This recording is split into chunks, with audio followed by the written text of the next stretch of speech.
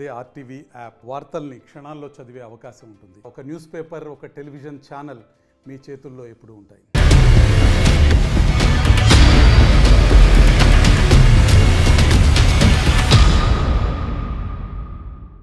ఆంధ్రప్రదేశ్ రాజకీయాలు చాలా రసవత్తరంగా మారుతున్నాయి. రోజు రోజుకి ట్విస్టుల మీద ట్విస్టులు చోటు చేసుకుంటున్న పరిస్థితి. ఈ నేపథ్యంలో ఎన్నికల దగ్గర పడుతున్న వేళ అక్కడ పరిస్థితి ఎలా ఉంది, నియోజకవర్గాల్లో ఎటువంటి పరిస్థితులు ఉన్నాయి, ఎవరు గెలిచే అవకాశాలు ఏ మేరకు ఉన్నాయి, ఇవన్నీ కూడా మాట్లాడుకునే ప్రయత్నం చేద్దాం. ఈరోజు మనం మాట్లాడుకోబోతున్నాం ఉమ్మడి పశ్చిమ గోదావరి జిల్లాకు సంబంధించి మరో ఆసక్తికర నియోజకవర్గం భీమవరం నుంచి ఏ పార్టీ ఎవరిని బరిలోకి దించింది, వాళ్ళకున్న విజయ అవకాశాలు ఏంటి మాట్లాడుకుందాం. అంతకన్నా ముందు ఏ పార్టీ ఎవరిని బరిలోకి దించిందో చూద్దాం. Here it is. వైసీపీ బరిలోకి దించింది గ్రంథి శ్రీనివాస్ని, అలాగే జనసేన బరిలోకి దించింది పులపర్తి రామాంజనేయుని. ముందుగా వీళ్ళ ప్రొఫైల్స్ చూద్దాం. వైసీపీ బరిలోకి దించింది గ్రంథి శ్రీనివాస్ను. ఈయన ప్రొఫైల్ కనుక గమనిస్తే కాపు సామాజిక వర్గానికి చెందిన నేత, విద్యార్థి దశ నుంచి రాజకీయాల్లో ఉన్నారు. ఇక 2004లో కాంగ్రెస్ నుంచి తొలిసారి ఎమ్మెల్యేగా పోటీ చేశారు, గెలిచారు గ్రంథి శ్రీనివాస్. ఇక 2009లో ప్రజారాజ్యంలో చేరిన టికెట్ దక్కలేదు. దీంతో 2011లో ఆయన వైసీపీలో చేరారు. ఇక 2014లో వైసీపీ నుంచి పోటీ చేశారు, ఓటమిని చవిచూశారు. 2019లో ఎమ్మెల్యేగా పోటీ చేశారు, గెలిచారు గ్రంథి శ్రీనివాస్. ఇది గ్రంథి శ్రీనివాస్కి సంబంధించిన ప్రొఫైల్. ఇక జనసేన పార్టీ నుంచి బరిలోకి దిగుతున్నారు పులపర్తి రామాంజనేయులు. ఈయన ప్రొఫైల్ కనుక గమనిస్తే కాపు సామాజిక వర్గానికి చెందిన నేత, వ్యాపారవేత్త కూడా. 2009లో కాంగ్రెస్ నుంచి భీమవరం ఎమ్మెల్యేగా పోటీ చేశారు, గెలిచారు ఈయన. దీంతో పాటు రాష్ట్ర విభజన తర్వాత టీడీపీలో చేరారు.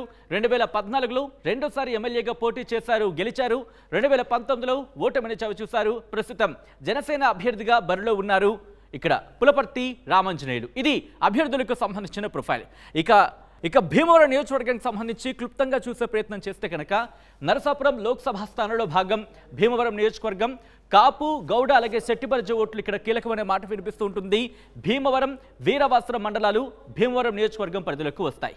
ఇది భీమవరం నియోజకవర్గానికి సంబంధించి. ఇక్కడ సామాజిక వర్గాల పరంగా ఎవరికి ఎన్ని ఓట్లు ఉన్నాయనేది ఒకసారి చూసే ప్రయత్నం చేద్దాం. కాపు సామాజిక వర్గానికి సంబంధించి 60,000 ఓట్లు ఉన్నాయి.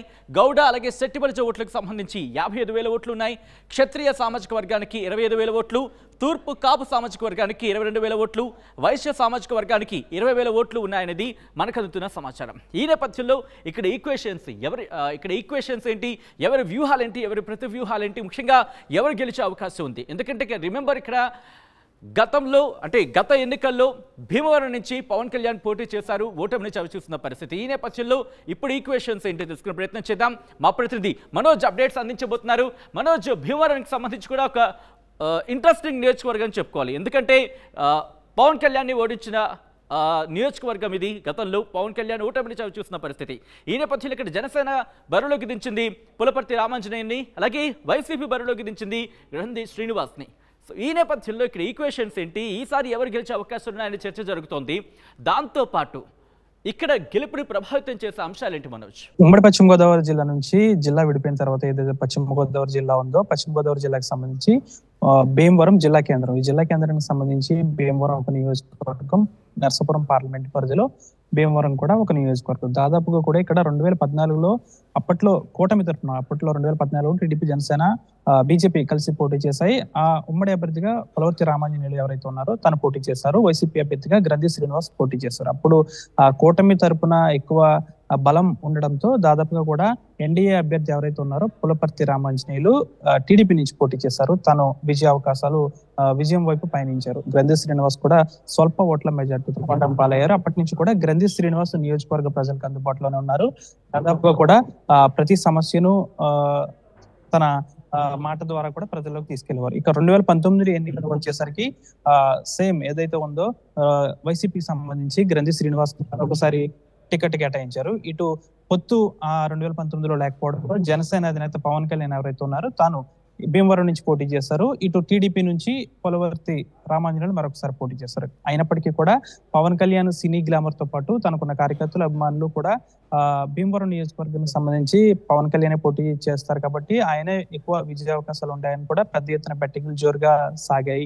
అయితే ఎన్నికల ఫలితాలు వచ్చేసరికి కూడా గ్రంథి శ్రీనివాస్ ఇక్కడ విజయం పొందారు. దాదాపు కూడా పవన్ కళ్యాణ్ 2వ స్థానానికి పరిమితం అయ్యారు. పులపర్తి రామాంజనేయులు 3వ స్థానానికి పరిమితం అయ్యారు. పూర్తిగా కూడా అప్పటి నుంచి 2019లో గ్రంథి శ్రీనివాస్ గెలిచారు వైసీపీ నుంచి. అప్పటి నుంచి కూడా ఆయన కార్యకర్తలకు అందుబాటులో ఉన్నారు. దాదాపుగా కూడా ఇప్పటి వరకు కూడా ఎక్కడ కూడా ఆయనకి ఒక విధంగా చెప్పాలంటే చెడ్డ పేరు అనేది లేదు. కాకపోతే ఏంటంటే గ్రంథి శ్రీనివాస్ ఎవరైతే ఉన్నారో ఎమ్మెల్యే, తాను వెనక కొంతమంది వైసీపీలో రౌడీ మూకలు ఉన్నారంటూ కూడా పెద్ద ఎత్తున ఒక ప్రచారం జరుగుతుంది. అయినప్పటికీ కూడా గ్రంథి శ్రీనివాస్ అందరితోనే సౌమ్యంగా ఉంటాడు. అంతేకాకుండా ఆయన ఎక్కువగా కూడా నియోజకవర్గాన్ని విడిచిపెట్టి ఇతర ప్రాంతాలకు వెళ్ళి మనిషి కూడా కాదు, పూర్తిగా కూడా ప్రజల్లో ఉంటారు. ఎప్పుడు ఎవరు ఆయన ఆఫీస్కి వచ్చినా కూడా ఆయన మాట్లాడుతూ ఉంటారు. దాదాపుగా కూడా ఎప్పుడు కూడా ఆయన ఇతర ప్రాంతాలకు వెళ్ళి ఎంజాయ్ చేసిన పరిస్థితి కూడా ఉండదు. దాదాపుగా కూడా ప్రజలకు అందుబాటులో ఉంటారు. 2019 నుంచి ఇప్పటి వరకు కూడా భీమవరం నియోజకవర్గంలో దాదాపు కొన్ని కోట్ల రూపాయలతో అభివృద్ధి కార్యక్రమాలు కూడా చేశారు. గ్రంథి శ్రీనివాస్ కి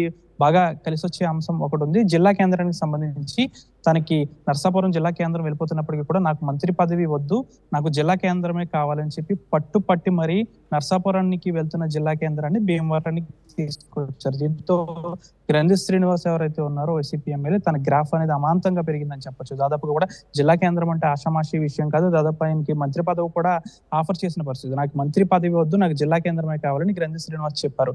కావాలంటే నేను పార్టీకి కూడా రాజీనామా చేస్తాను, నాకు పదవులే ముఖ్యం కాదు, నాకు జిల్లా కేంద్రం ముఖ్యం అని కూడా గ్రంథి శ్రీనివాస్ చెప్పారు. అంటే దాదాపుగా చూసుకోవచ్చు గ్రంథి శ్రీనివాస్ కి సంబంధించి డిమెరిట్స్ అనేవి 10% ఉన్నప్పటికీ కూడా దాదాపుగా కూడా ఎక్కువ ప్లస్ పాయింట్స్ ఉన్నాయని చెప్పాలి.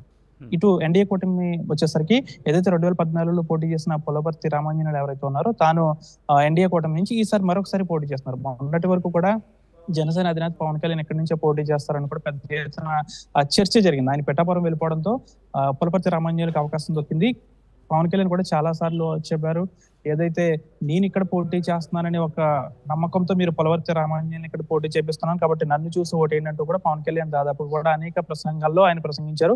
ఈ నెల 21వ తేదీన కూడా ఆయన పవన్ కళ్యాణ్ మరొకసారి భీమవరం రానున్నారు, భారీ బహిరంగ సభ ఏర్పాటు చేయనున్నారు. ఇటు పులపర్తి రామాంజనేయుల విషయానికి వస్తే 2014లో ఆయన గెలుపొందారు కాబట్టి 2014 నుంచి 19 వరకు కూడా ఆయన చాలా మంచి కార్యక్రమాలు చేశారు. దాదాపుగా కూడా రహదారుల విషయంలో ప్రత్యేక శ్రద్ధ తీసుకున్నారు. ఆయన కూడా చాలా సౌమ్యుడు. భీమవరం నియోజకవర్గంలో టీడీపీ కార్యకర్తకి ఎవరికైనా ఆపద కలిగిందంటే వెంటనే ఆయన అక్కడ ఉండే పరిస్థితి. దాదాపు కూడా ఎప్పుడు ఆఫీస్కి వెళ్ళినా ఆయన అందరికీ అందుబాటులో ఉంటాడు. ఎక్కడ కూడా ఆయనకు కూడా డిమెరిట్స్ అనేవి లేవు. వైసీపీ ఎమ్మెల్యే గ్రంథి శ్రీనివాస్ కి అంతగా డిమెరిట్స్ ఏమీ లేవు.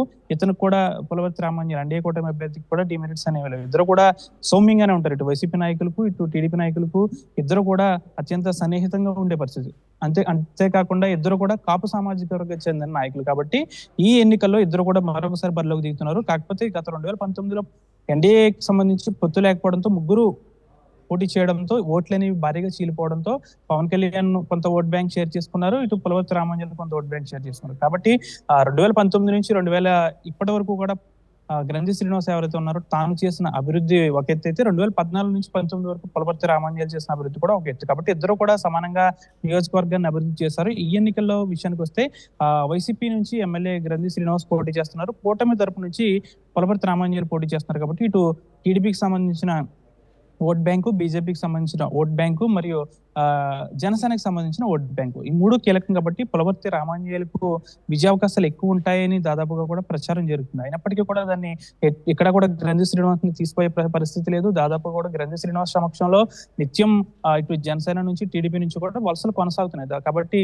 భీమవరం నియోజకవర్గంలో చాలా టఫ్ ఫైట్ అనేది నెలకొని ఉంటుంది. ఇద్దరు వ్యక్తులు కూడా గట్టి వ్యక్తులే గతంలో ఎమ్మెల్యేగా పోటీ చేసిన వారు, ఇద్దరు ఒకే సామాజిక వర్గానికి చెందిన వ్యక్తులు.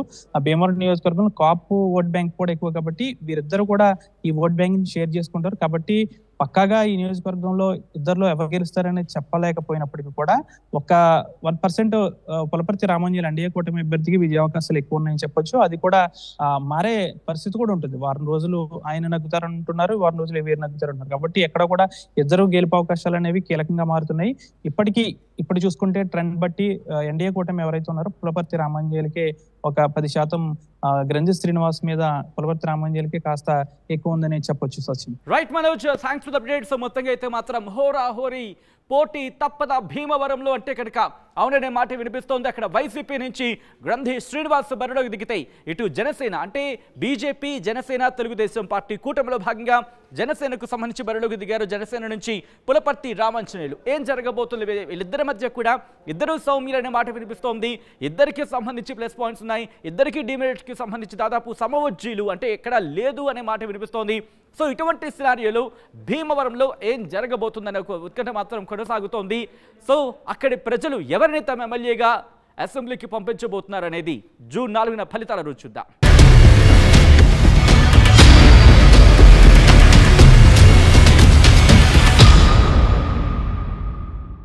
మరిన్ని వీడియోస్ కోసం ఛానల్ ని సబ్స్క్రైబ్ చేయండి. లేటెస్ట్ అప్డేట్స్ కోసం వాట్సాప్ ఛానల్ ని ఫాలో చేయండి. అండ్ లింక్ డిస్క్రిప్షన్ లో ఉంది.